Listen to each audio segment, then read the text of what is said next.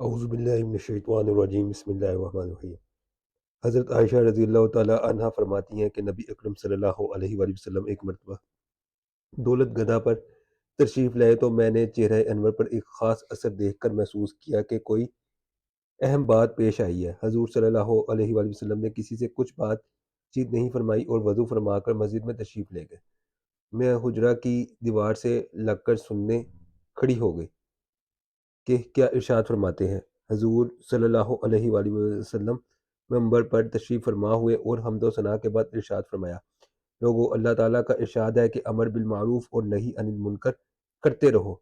मुबादा वो वक्त आ जाए कि तुम दुआ मांगो और कबूल ना हो, तुम सवाल करो और सवाल पूरा ना किया जाए, तुम अपने दुश्मनों के खिलाफ मुझसे मदद चाहो और मैं तुम्हारी मदद ना करूँ।